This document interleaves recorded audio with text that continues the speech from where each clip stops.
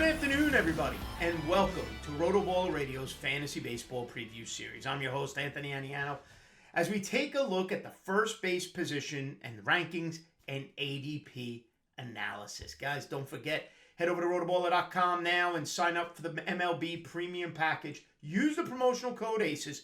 Save yourself an additional 10% and get our MLB draft guides, premium Slack chats, lineup optimizers, and all sorts of great content over at rotoballer.com. Be sure to like and subscribe right here to the RotoBaller YouTube series as well, where you see myself and a slew of other RotoBaller Radio hosts as we prepare you for your fantasy baseball draft. And guys, don't forget, I also want to talk to you about the MLB RotoBaller Challenge hosted by our friends at Fantrax. Fantrax is the most customizable free fantasy baseball platform in the industry.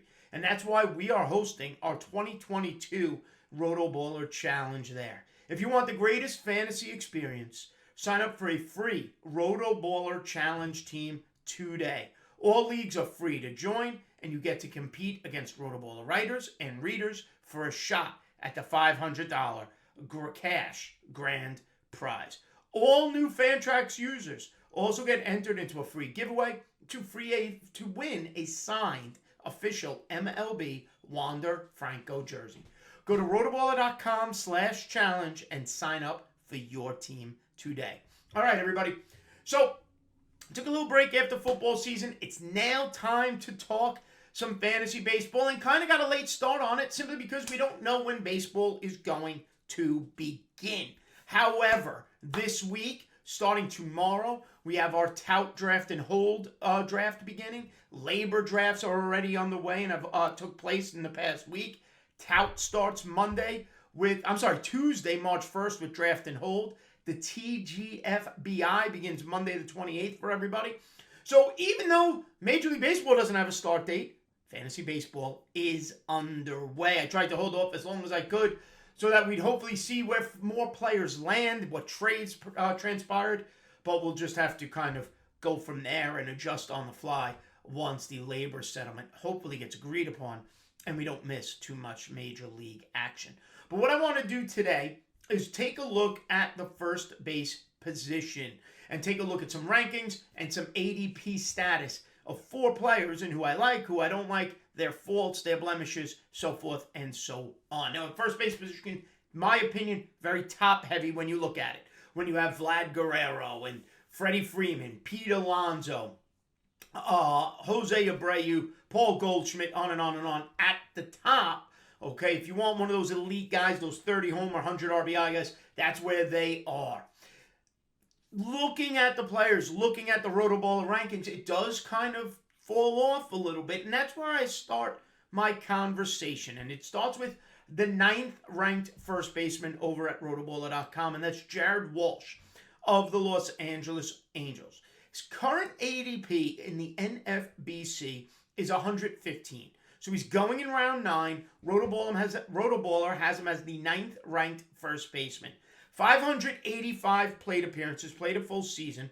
Terrific year, okay? 277 batting average, 29 homers, 98 RBIs. I got him late last year. He was a slam dunk for me in various leagues. He was also outfield eligible at the time. Struck out 26% of the time, walked 8%. Acceptable numbers nowadays in Major League Baseball. On-base percentage was great at .340. You sign up for that for a guy who's hitting close to 30 homers and 100 RBIs. Okay? Hard hit rate was 36%. Barreled the ball about 11% of the time. There are, however, some concerns in why I'm not necessarily drafting him as my 9th first baseman, and you'll see who I have shortly after him. Okay, first there is splits. Against righties last year, Jared Walsh hit .322 with 18 home runs. Okay, versus lefties, he only hit .167, and his power took a dip as well. That .167 batting average against lefties scares me. Is Jared Walsh, if he maintains that, okay, if he maintains a .167 batting average against lefties, does he play every day? Does he sit against lefties? He's still the strong side of a platoon. However, it is a situation where maybe he sees less at bats against lefties. My other concern is the batting average on balls in play, his BABIP, which sat at an astronomical 335. Just to let you know, that was the third highest BABIP amongst first basemen with over 500 at-bats last season. That BABIP comes back to earth, comes back into the 280s. Now you're going to see that 277 batting average drop into the 250 range. I don't know if that 277 is sustainable that he had in his first season as a regular starter for the Angels. Don't get me wrong, the power plays, he's 25 homers, he's 90 RBIs, but there are flaws there against lefties and with that very high BABIP for a power hitting player who does strike out 26% of the time. Okay, current ADP, like I mentioned, 115. He is going on average in the 9th round. Now, going after Jared Walsh is Rhys Hoskins of the Philadelphia Phillies, and this is what I found interesting.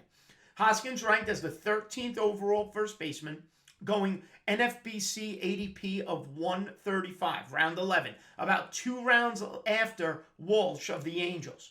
Now, batting average was lower, it was 247. On base percentage, though, comparable at 334.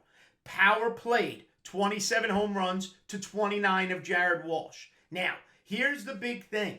Jared Walsh hit his 29 home runs in 585 plate appearances.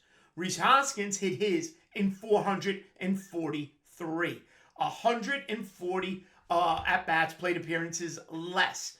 Okay, Rhys Hoskins was on the DL twice, ended up shortening his season for abdominal surgery.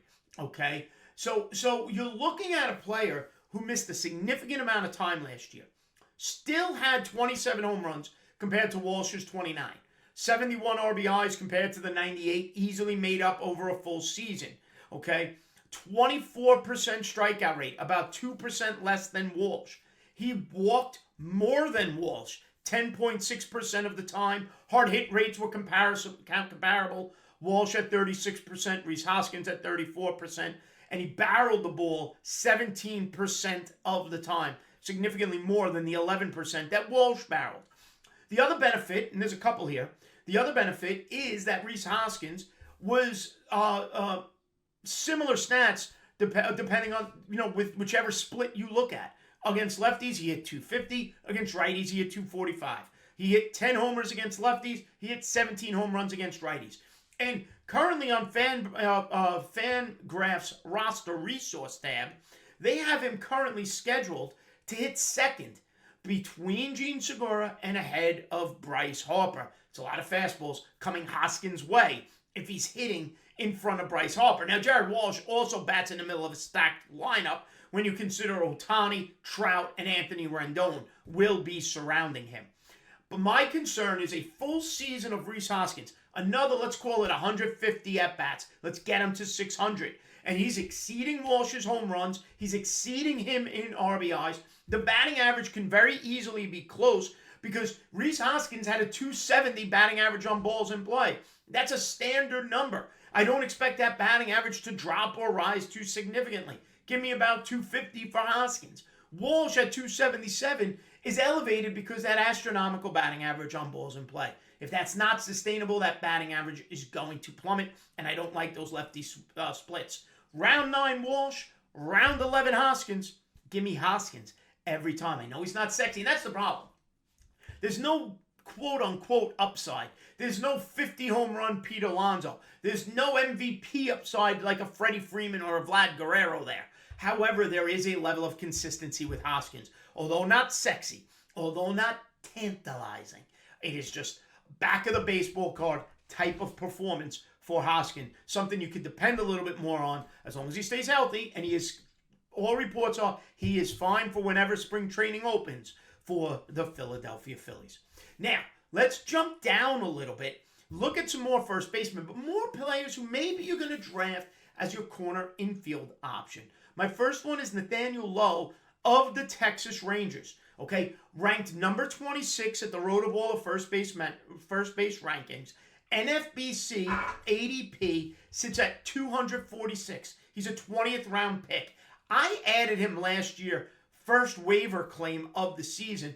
Ended up being terrific for me. Never really left my lineup. 642 plate appearances. He hit 264, better than Hoskins and not far below Walsh. A 357 on base percentage. If you're in an OBP league like I am for Tout Wars, Lowe's on base percentage is better than anybody else's I've mentioned today.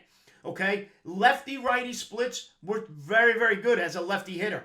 277 against lefties, 257 against righties, more power against righties, 14 of his 18 home runs. Drove in 72, even stole 8 bases more than anybody else on today's list. Strikeouts, again, comparable. Walsh, 26%, Hoskins, 24%, Lowe, 25%. Right there in the middle. And Lowe walked more than Walsh and more than Hoskins at 12.5%. Hard hit rate, again, all comparable. Walsh, 36%, Hoskins, 34%, and Nathaniel Lowe at just under 36%.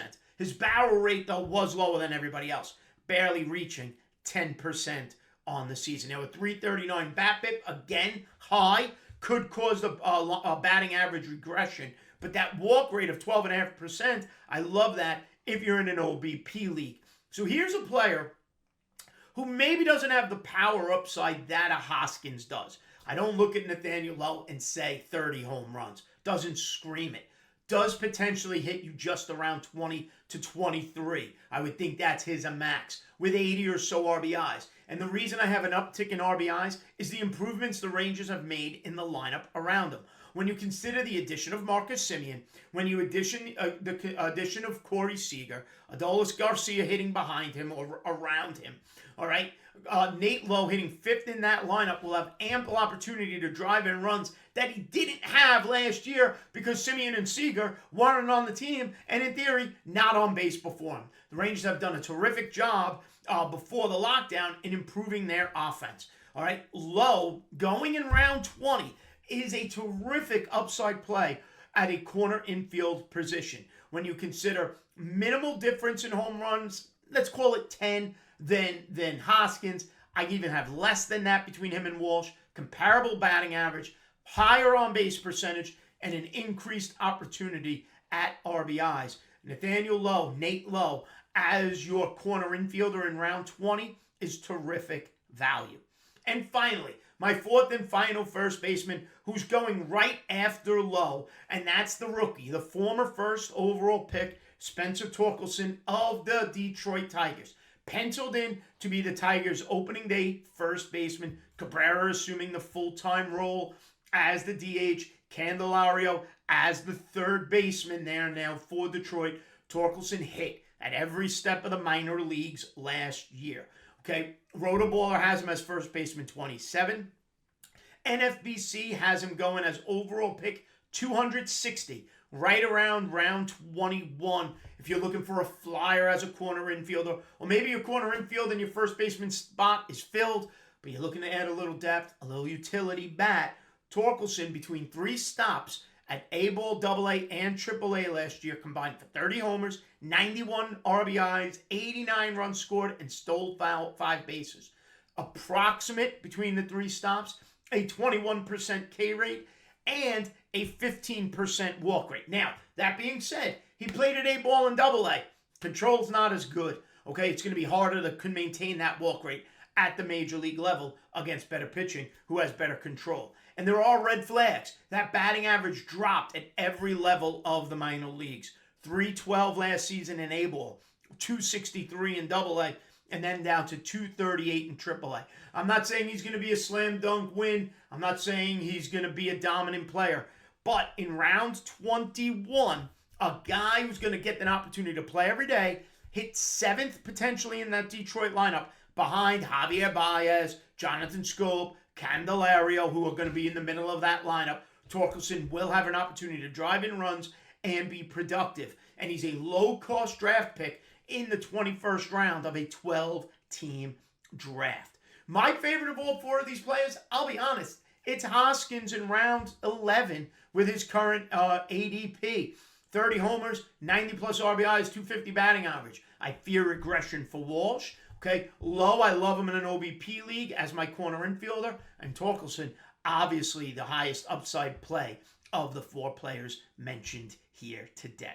All right, everybody. Give me a follow on Twitter at Aniano Fantasy. And like I said at the start, head over to RotoBaller.com. Sign up for the MLB Premium Package. Also, check out all the great content for football, basketball, NASCAR, PGA, MMA, esports, sports betting. You know it, name it. RotoBaller.com has that for you as well. Sign up for any of those premium packages. Promo code ACES saves you an extra 10%. Make sure you like and subscribe right here to the RotoBaller YouTube channel and check out all the great stuff courtesy of RotoBaller Radio. All right, everybody. Stay smart. Stay safe. We'll see you next time. Have a good one, folks.